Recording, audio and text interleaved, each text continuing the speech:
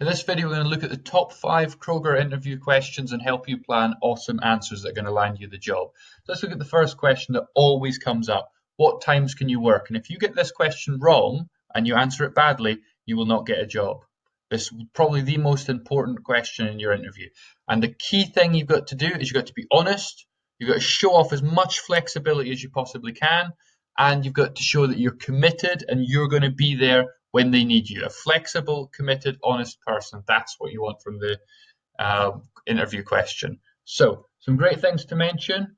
If you can work evenings and weekends, make sure you mention those. That's a big problem. That's a difficult time to staff. If you can say, I can do those, your chance of getting the job just went up.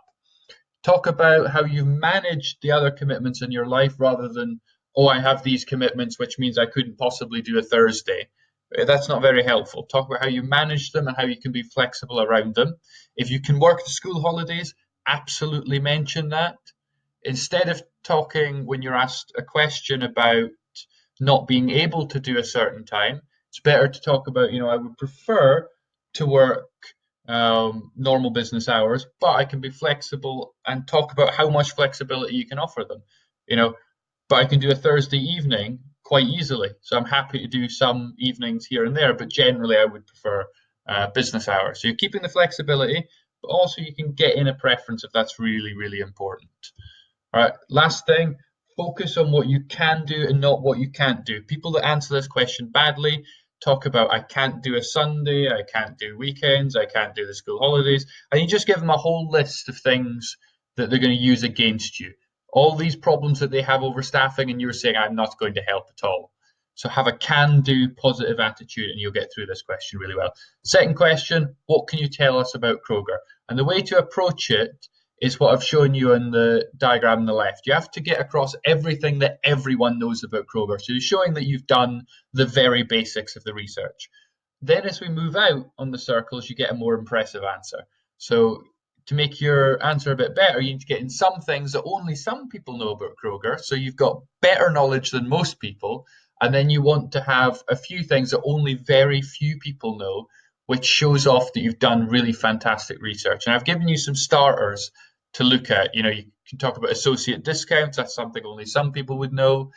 Kroger owns a huge number of jewelry stores, which a lot of people wouldn't know. They've got manufacturing facilities. So a lot of the stuff you'll be selling in store is actually made by the company. For example, they own dairies, they operate slightly different store types. You can talk about their revenue and their profits. They're in the Fortune 100. They're founded in 1889. And a really fantastic one to talk about is do your research on Kroger University. That's the employee training program. And having studied that really will make you stand out. So let's go and look at my number one top tip for really acing this question, which is to read Kroger's annual report. It's called Form 10K. If you Google it, you'll get absolutely everything you could possibly want to know about the inner workings of Kroger and how the company thinks about itself. So a really advanced tip is to go and read that. Third one, how would you provide great customer service? So a key idea is you've got to protect the brand. You're a representative of Kroger, and you want to get through the idea that you don't take that responsibility lightly. You're also going to be pleasant, friendly, and helpful at all times. You have very high standards of what customer service is. So you maintain high standards. You've got a great vision.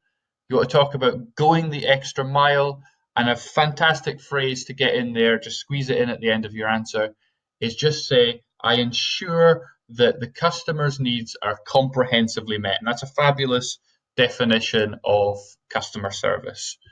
And a top tip is to prepare an example of customer service, really great customer service that you've experienced, either in a previous job, which would be the best one is if you've actually done it.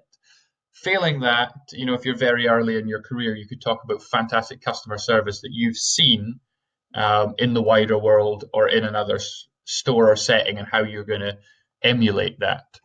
Let's look at number 4. Where do you see yourself in 5 years? And there's a really simple way to answer this question. You start with something that's credible. That means that they'll actually believe that your 5-year plan is possible, that you've mapped it out. So you've said, this is what I'm going to do now, then this is the next step, and then in 5 years, this is where I'm going to be.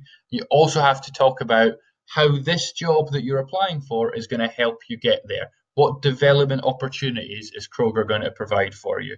So you could talk about the road to +1.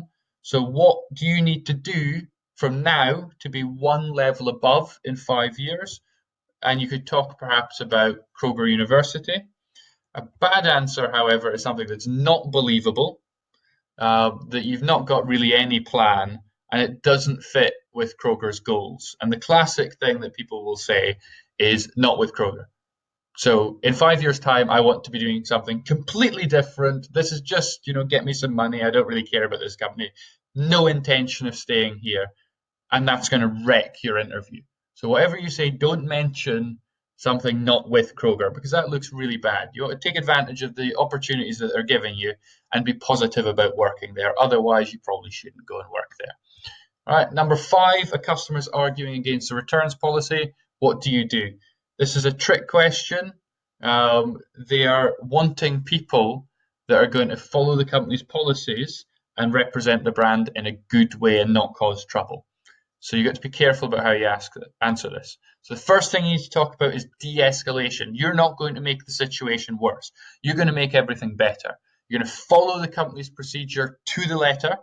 So you're not going to take this return if the policy says you cannot take the return. You're not the person that writes the policy. You're not in senior leadership. So you don't get to make the decisions about what the policy should be. You follow it as it is. But even though you're taking perhaps a hard line on the policy and you're not going to budge because you can't, you're going to, do it with empathy, and overall you're going to positively represent the brand while following the policy. So you've got calm, you've got polite, you've got empathy, but you're not going to undermine that policy.